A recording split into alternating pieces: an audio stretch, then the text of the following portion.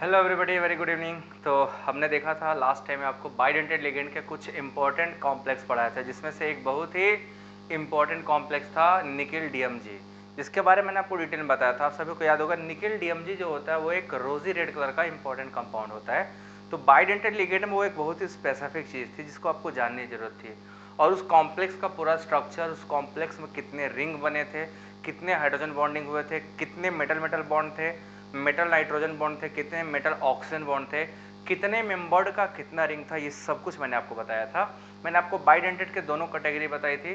पहला आपने देखा था बाइडेंटेड कैटेगरी में न्यूट्रल वाले आते थे, उसमें आपको 5-6 लिगेंड बताए, जिसमें आपने देखा कुछ इंपॉर्टेंट रेड कलर आते हैं। और जो रेड कलर आता है वो रेड कलर का जो रीजन था metal to ligand charge transfer, वो बहुत ही इंपॉर्टेंट कॉम्प्लेक्स है। उन कॉम्प्लेक्सेस से डायरेक्ट क्वेश्चन आते हैं कंपटीशन में। तो आप कभी जिंदगी में कंपटीशन देने जाओगे तो आपको पता चलेगा वो डायरेक्ट क्वेश्चन गेट में आ चुका है। गेट जैसे एग्जामिनेशन में डायरेक्ट क्वेश्चन आया था, तो वो सब बड़े इंपॉर्टेंट हो जाते हैं। ठीक है, इसके अलावा मैंने आपको बताया था बाइपिरिडिल इथिलीन डायमीन, एंड देन आपको फिनोल्फ्थोलीन बताया था। ये सारे इंपॉर्टेंट लिगेंड के कैटेगरी थे।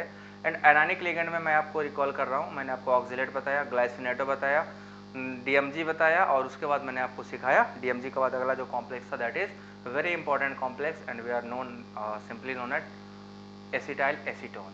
ठीक है, एसिटाइल एसीटोन जिसका लिगेंड बनाया था और नाम दिया था एसिटाइल एसीटोनेटो, वो भी एक 6 मेंबरिंग बनाता है, वो बहुत इंपॉर्टेंट कॉम्प्लेक्स था। तो आप देखोगे सिस्टमैटिकली जैसे जैसे हम आगे बढ़ेंगे अच्छे लिगेंड की कैटेगरी हमारे सामने आती जाएंगी।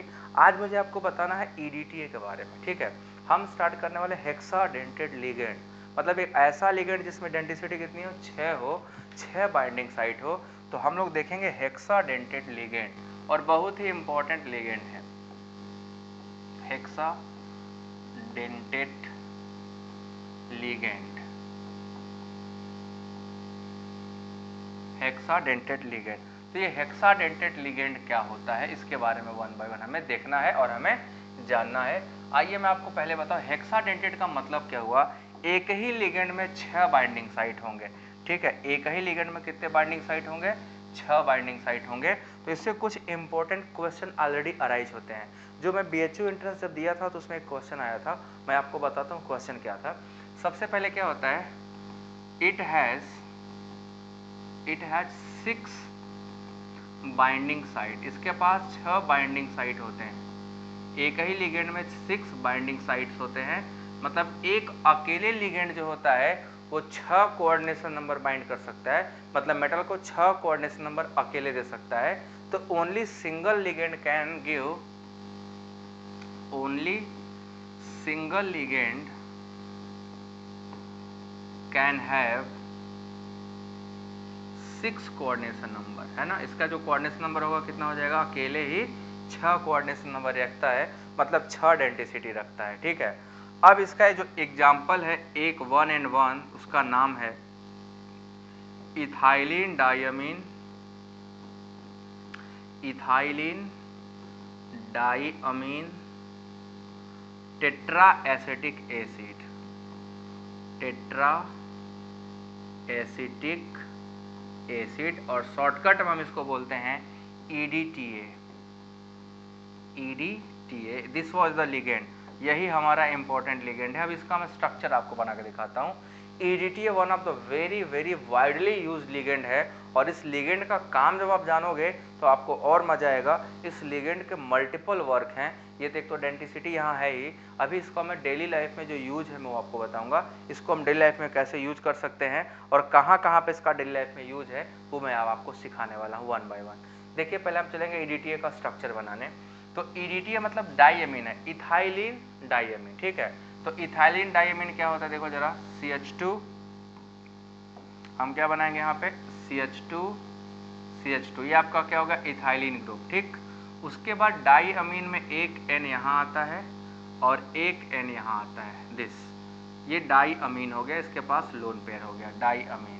अब जो एसिटिक एसिड ग्रुप होता है वो इस पे जाके जुड़ता है CH2 COOH and again CH2 COOH, this group is called di, इधर एसिटिक एसिड हो गया, और 2 एसिटिक एसिड ग्रुप इधर होते हैं CH2 C double bond OOH and another CH2 C double bond O, C double bond O OH। ये आपका देखो 4 एसिटिक एसिड ग्रुप इसमें है। इस पूरे लिगेंड में आपको दिखाई देगा 4 एसिटिक एसिड ग्रुप हैं, and that is why it also known as tetra acetic acid. Ethylene diamine tetra acetic acid इसको हम लोग बोलते हैं। This is ethylene diamine tetra acetic acid. अब ये होता क्या है, ये नॉर्मली इस फॉर्म में नहीं होता, इसको हम आयनिक फॉर्म में कन्वर्ट करते हैं। ठीक है, जब इसको आयनाइज करोगे तो -4H+ आयन निकाल दिया जाता है। तो जब -4H+ आयन निकालोगे तो आपको दिखाई देगा कि इसमें डोनर साइड क्या हो जाते हैं, टोटल 6।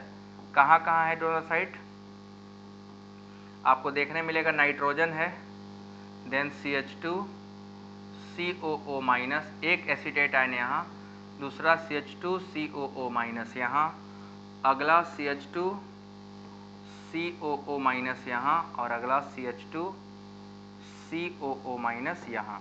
अब इसमें देखिए जरा, आपका एक डोनर साइट ये ऑक्सीजन है, दूसरा डोनर साइट ये ऑक्सीजन का नेगेटिव चार्ज, तीसरा जो है ये नाइट्रोजन होता है और एक यहाँ का नाइट्रोजन होता है। वैसे ये ऑक्सीजन और ये ऑक्सीजन, तो टोटल आपको दिखाई देगा कि इस EDTA में 6 डोनर साइट हैं, जिनमें से 2 डोनर साइट कौन है, नाइट्रोजन है, और 4 डोनर साइट जो है वो ऑक्सीजन होता है। तो ऑक्सीजन के पास इस टोटल इस लिगेंड के पास 6 डोनर साइट है, जिसमें से 4 डोनर साइट ऑक्सीजन है और 2 डोनर साइट क्या है, नाइट्रोजन है। अब जब ये कॉम्प्लेक्स बनाता है तो बड़ा ही खूबसूरत कॉम्प्लेक्स बनाता है, बड़ा ही बढ़िया कॉम्प्लेक्स बनाता है। मैं इसका कॉम्प्लेक्स दिखाता हूँ। देखिए, जब ये लिगेंड का हम स्ट्रक्चर बनाएंगे तो कुछ ऐसे बनता है। ये है आपका लिगेंड का बाइंडिंग स्ट्रक्चर। ठीक है, यहाँ पे मेटल होता है, सेंट्रल मेटल, एक लोन पेयर याद दे देगा और दूसरा लोन पेयर आपका ये नाइट्रोजन दे देगा। ठीक है, उसके बाद देखिए इस पे क्या होता है, टोटल हमारे पास 4 एसिटिक एसिड ग्रुप है ना, 4, CH2 C double bond O-, this is CH2 C double bond O-, similarly CH2 C double bond O-। ठीक है, O-, ये जो O- है, एक डोनर साइट यहाँ से, इसका एक O- जो होगा डोनर साइट यहाँ से। ठीक है, ये आपका हो गया C double bond O group. ऐसे ही इसके पास अब एक और CH2 ग्रुप बचा हुआ है, उसको मैं ग्रीन कलर से बनाता हूँ, that is CH2 C double bond O और एक O-, एक डोनर साइट यहाँ से। सिमिलरली इसका CH2 यहाँ से नहीं बनाते हैं, इसका बनेगा CH2 C double bond O-, ये वाला एक डोनर साइट यहाँ से। टोटल 6 डोनर साइट है। देखिए इसके पास, इस नाइट्रोजन के पास 2 नाइट्रोजन डोनर साइट हो गया, ध्यान से स्ट्रक्चर देखो, और CH2 COO-, CH2 COO-, ये CH2 ग्रुप है। टोटल आपने देखा एक ही लिगेंड ने कितने स्ट्रक्चर दिए, एक ही लिगेंड ने अकेले के दम पे टोटल कितने बॉन्ड बना दिए हैं, 6 बॉन्ड। ध्यान से देखिए, ये 6 बॉन्ड बना दिया, ऑक्टाहेड्रल कॉम्प्लेक्स बनाता है। ये पूरा कॉम्प्लेक्स का स्ट्रक्चर देखो कैसा है, ऑक्टाहेड्रल है। कोऑर्डिनेशन नंबर यहाँ पे जो मेटल है हमारा, उसका कोऑर्डिनेशन नंबर है 6। This metal exist in 6 coordination number. ये पूरा कॉम्प्लेक्स है जिसके ऊपर 2 पॉजिटिव चार्ज होता है, सॉरी 2 नेगेटिव चार्ज, पॉजिटिव नहीं, 2 नेगेटिव चार्ज, 2 नेगेटिव चार्ज होता है। ये आपका कॉम्प्लेक्स है। ये जो मेटल होता है वो +2 ऑक्सीडेशन स्टेट में होता है, या जो भी सेंट्रल एटम होगा उसका ऑक्सीडेशन स्टेट +2 होता है। ये कैल्शियम या मैग्नीशियम होते हैं। Basically this M is either calcium या मैग्नीशियम होता है, जो कि बड़ा ही इंपॉर्टेंट है। इस कॉम्प्लेक्स के स्ट्रक्चर को ध्यान से आप लोग देखिए, है ना। अब इस कॉम्प्लेक्स के स्ट्रक्चर में आपको एक चीज सिखाने वाला हूँ, सबसे पहले उस चीज को सीखना पड़ेगा हमें।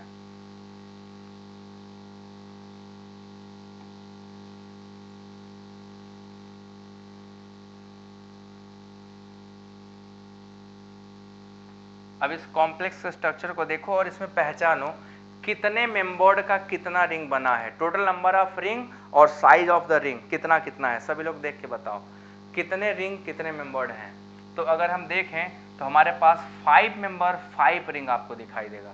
5-5 मेंबर के 5 रिंग दिखाई दे रहे हैं क्या, देखो सभी लोग, तो क्या आप सभी को 5 मेंबर के 5 रिंग दिखाई दे रहे हैं इसमें EDTA कॉम्प्लेक्स में। टोटल 5 मेंबर्ड 5 रिंग है। ये आपका मेटल EDTA कॉम्प्लेक्स है। एक मेटल के लिए एक ही EDTA कॉम्प्लेक्स मतलब एक ही EDTA क्या होता है, सफिशियंट होता है। This is the structure of complex, ये आपका EDTA कॉम्प्लेक्स है। ध्यान से आप सभी लोग देखो इसको, इसमें आपको दिखाई देगा नंबरिंग अगर करोगे तो मेटल 1, नाइट्रोजन 2, 3, 4 और एक नाइट्रोजन 5, टोटल हमारे पास क्या होगा, एक नाइट्रोजन वाला एक रिंग ये हो गया 5 मेंबर। दूसरा आप उठा के देखो, यहाँ से metal, oxygen, CO, CH2 nitrogen, तो ये अगर यहाँ से देखोगे इस वाले सिस्टम से मेटल, नाइट्रोजन, ये CH2, ये CO, ये ऑक्सीजन, ये भी 5 मेंबरिंग हो गया। और ये वाला देखोगे ये भी 5 मेंबर, ये वाला भी 5 मेंबर और ये वाला भी 5 मेंबर। तो टोटल आपको कितने दिखाई दे रहे हैं, 5 मेंबर के 5 रिंग, ठीक है, 5 मेंबर्ड 5 रिंग हैं, 5 मेंबर्ड के टोटल 5 रिंग इसमें होते हैं। ये बहुत ही इंपॉर्टेंट हो गया कि जितने ज़्यादा रिंग होते हैं, अभी अगला आपको चिलेशन पढ़ाना है, चिलेटिंग लिगेंड पढ़ाना है। चिलेटिंग लिगेंड में आप देखोगे जितना ज़्यादा रिंग होगा स्टेबिलिटी उतनी ज़्यादा होती है, greater number of ring greater will be the stability. तो हम अभी अगला जो हम पढ़ना है वो चिलेटिंग लिगेंड ही पढ़ना है। उधर हम लोग यही देखेंगे जितना ज़्यादा रिंग बनेगा उतना ज़्यादा स्टेबिलिटी आएगा। तो stability of the complex directly proportional to number of ring हो जाता है। यहाँ पे EDTA मोस्ट स्टेबल है ना, इसने 5 मेंबर के 5-5 रिंग बना लिए, इससे ज़्यादा रिंग कोई बना पाता नहीं है। ये सबसे ज़्यादा रिंग बनाने का जो हैसियत है वो इसी का है, and this is called EDTA complex. ये मेटल EDTA कॉम्प्लेक्स है। कैल्शियम या मैग्नीशियम का हम लोग करते हैं यहाँ पे बाइंडिंग। अब देखो इसका यूज क्या है, इस कॉम्प्लेक्स का EDTA का यूज कहाँ होता है, ध्यान से देखोगे तो आपको पता चलेगा इसका जो यूज है। आपने हार्डनेस ऑफ वाटर पढ़ा है, removal of hardness of water, यहाँ पे यूज होता है removal of hardness of water. Water के हार्डनेस को रिमूव करने के लिए। हार्डनेस ऑफ वाटर क्या होता है, ध्यान से सुनिए, ये प्रैक्टिकल में भी है ना। ये हार्डनेस ऑफ वाटर क्या होता है, जो पानी होते हैं हम लोग पढ़ते हैं हार्ड वाटर और सॉफ्ट वाटर। तो हार्डनेस ऑफ वाटर दो टाइप का होता है, एक को हम लोग बोलते हैं टेम्पररी होता है और एक आपका परमानेंट हार्डनेस होता है, ठीक है, टेम्पररी एंड परमानेंट हार्डनेस। अब आप सभी लोग बताओ टेम्पररी हार्डनेस किसकी वजह से है और परमानेंट हार्डनेस किसकी वजह से है, दोनों का वजह बताइए, तब फिर मैं बताऊं आपका क्या काम है। पहले तो हार्डनेस ऑफ वाटर क्या होता है, जब आप कभी पहाड़ी एरिया में जाते हो, पहाड़ी क्षेत्र में जब आप जाते हो, आपने ऑब्जर्व किया होगा कि जब आप पानी पीते हो तो पानी का टेस्ट अजीब सा खारा सा होता है ना।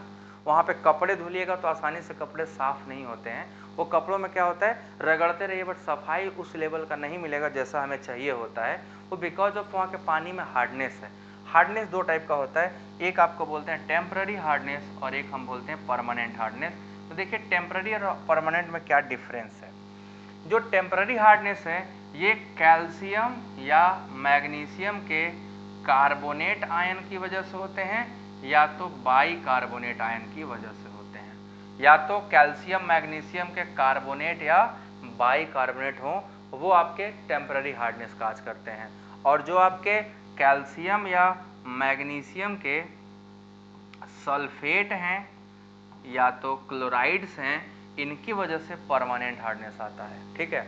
टेम्पररी हार्डनेस किसकी वजह से आ रहा है बच्चों, टेम्पररी हार्डनेस आ रहा है due to the presence of carbonate और bicarbonate of calcium and magnesium. But जो परमानेंट हार्डनेस आ रहा है वो अलग है। परमानेंट हार्डनेस जो है वो किसकी वजह से है, कैल्शियम या मैग्नीशियम के सल्फेट या क्लोराइड की वजह से है। तो हम लोग देखेंगे परमानेंट हार्डनेस को आप आसानी से रिमूव नहीं कर सकते हो, इनको रिमूव करना बहुत डिफिकल्ट है, आसानी से रिमूव नहीं होते। जबकि जो टेम्पररी हार्डनेस है इनको पानी को गर्म कर दो, थोड़ा देर गर्म कर दोगे तो होगा क्या, जो ये कार्बोनेट और बाइकार्बोनेट है वो नीचे डिपॉजिट हो जाते हैं, सॉल्ट बना के बैठ जाते हैं और आपका पानी प्यूरिफाई हो जाता है। तो टेम्पररी हार्डनेस को बॉयल करके आप उड़ा सकते हो, बट परमानेंट हार्डनेस को आप बॉयल करके नहीं उड़ा सकते, वो बॉयल करके उड़ाए नहीं जा सकते। इसीलिए हम लोग क्या करते हैं, परमानेंट हार्डनेस को रिमूव करने के लिए हम लोग EDTA टाइट्रेशन करते हैं, उसी का नाम है कॉम्प्लेक्सोमेट्रिक टाइट्रेशन, जो EDTA से किया जाता है, ठीक है ना। किससे करते हो, EDTA से। अब मैं आपको पूरा डिटेल में समझाने जा रहा हूँ ये कैसे रिमूव करते हैं, ठीक है। उसका नाम है कॉम्प्लेक्सोमेट्रिक टाइट्रेशन, कॉम्प्लेक्सोमेट्रिक टाइट्रेशन, ठीक है,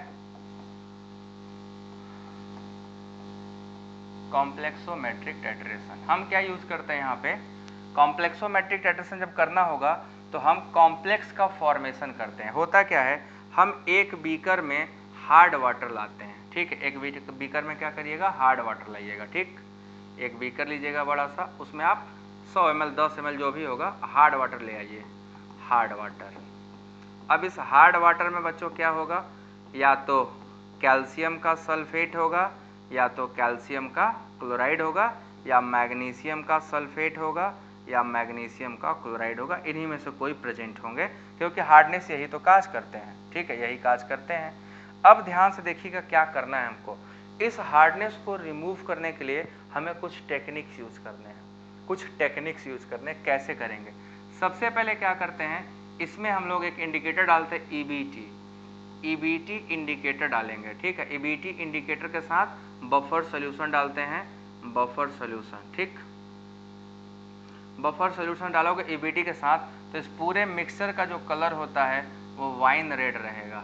कैसा रहेगा, इस पूरे सोल्यूशन जिसमें हार्डनेस है वो क्या हो जाएगा, वाइन रेड कलर का, वाइन रेड कलर हो जाता है, ठीक। वाइन कलर देखे होगा ना, वाइन का जो रेड कलर होता है ग्रेप वाला, वही वाइन रेड कलर कहलाता है। ये वाइन रेड कलर इसलिए होता है क्योंकि इसके अंदर जो कैल्शियम या मैग्नीशियम है वो ईबीटी के साथ कॉम्प्लेक्स बना लेते हैं, है ना, ईबीटी के साथ क्या बनाते हैं, कॉम्प्लेक्स।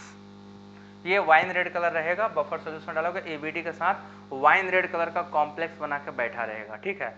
अब हम क्या करते हैं, इसमें डाई सोडियम सॉल्ट ऑफ, ठीक है, die sodium salt of Na2Y, यहाँ Y stand for EDTA salt, ठीक है, EDTA का डाई एनाइन सॉल्ट लेते हैं, ठीक है, EDTA 2- Y बराबर EDTA 2- और Na2 ले लोगे तो Na2 2 और ये 2- होगा, Na2 2+ और Y-। इसको हम लोग बोलते हैं die sodium salt of, die sodium salt of EDTA, यहाँ पे डाला जाता है EDTA, ठीक है, die sodium salt of EDTA। अब जैसे इसमें EDTA डालोगे, ठीक है ना, EDTA जैसे डालोगे, ऐड करना शुरू करोगे इसको, इसमें EDTA को ऐड करते जाओगे, ये Na2Y जो है यही EDTA है, ठीक है ना, Y बराबर हम क्या लिखे, EDTA का डाई सोडियम सॉल्ट है।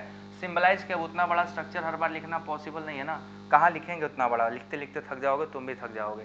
तो करना क्या है बच्चों, इधर जैसे इसमें डालोगे यहाँ पे सोडियम कैल्शियम से एक्सचेंज हो जाएगा, ठीक है, जैसे ये डालोगे इस सोल्यूशन का जो कलर था बदल जाएगा, ये कलर जो हो जाएगा अब वो कलर आ जाएगा आपका ब्लू कलर। ये कैसा आ जाएगा, ब्लू कलर। जो वाइन रेड कलर था वो कैसा हो गया, ब्लू कलर, क्योंकि अब जो कैल्शियम है वो EDTA से बाइंड कर गया है।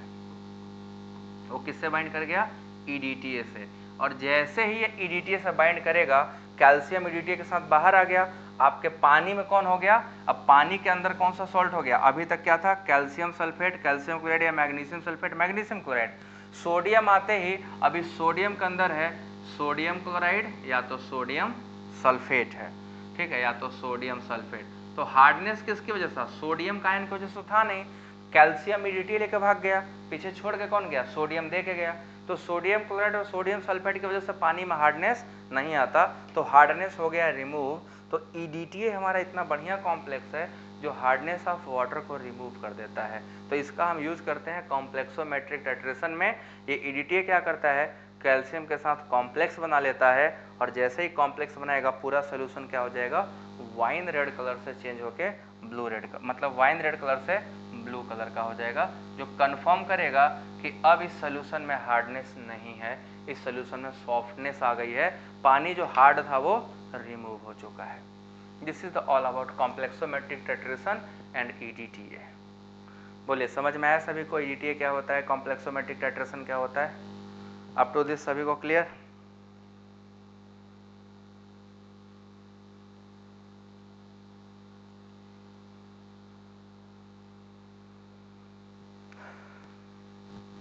क्यों बच्चों, बताओ जल्दी से बताओ सभी लोग, आया।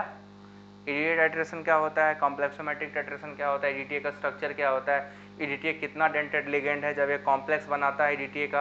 अभी जो पीछे बना था वहाँ पे M की जगह अगर कैल्शियम रख दोगे तो EDTA कॉम्प्लेक्स हो गया। तो हमने आज क्या सीखा, कॉम्प्लेक्सोमेट्रिक टाइट्रेशन एंड EDTA के बारे में, ठीक है। अब हमें टर्मिनोलॉजी को आगे लेके चलना है। अब पढ़ना है चिलेटिंग लिगेंड क्या होते हैं, फिर पढ़ना है एम्बीडेंटेड लिगेंड्स क्या होते हैं, देन उसके बाद हमें पढ़ना है कोऑर्डिनेशन नंबर क्या होता है, इफेक्टिव एटॉमिक नंबर क्या होता है, ऑक्सीडेशन स्टेट कैसे निकालते हैं, हर चीज़ हम लोग को 1 बाय 1 डिटेल में पढ़ना है, ठीक है। सो अब हम लोग पढ़ेंगे इसको डिटेल में। तो अप टू दिस सभी को क्लियर है, कॉम्प्लेक्सोमेट्रिक टाइट्रेशन ये सारा कुछ आ गया है ना। तो आपको मज़ा आएगा जो आप रेगुलर रहोगे। जब आप रेगुलर रहते हो तो पढ़ने का अलग मज़ा आता है, पढ़ाने का भी अलग मज़ा आता है, ठीक है। अब हम लोगों को नेक्स्ट जो पढ़ना है दैट इज चिलेटिंग लिगेंड्स, ठीक है। नेक्स्ट हमारा जो है चिलेटिंग लिगेंड, याद है क्लासिफिकेशन बाइडेंटेड के बाद चिलेटिंग लिगेंड आया था। चिलेटिंग लिगेंड्स, चिलेटिंग लिगेंड्स क्या होते हैं इसके बारे में हम लोग को डिटेल में पढ़ना है।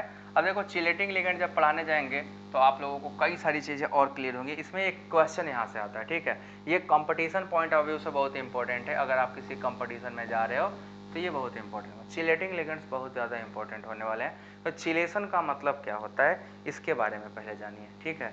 चिलेशन क्या होता है, चिलेशन के बारे में कैसे हम बातें करते हैं, कौन कौन सी चीज़ें जो चिलेशन में आती हैं, हम इन सब के बारे में बात करने वाले हैं, ठीक है। तो चिलेटिंग लिगेंड्स इसको मैं अब कल पढ़ाऊंगा क्योंकि आज थोड़ा दिक्कत है,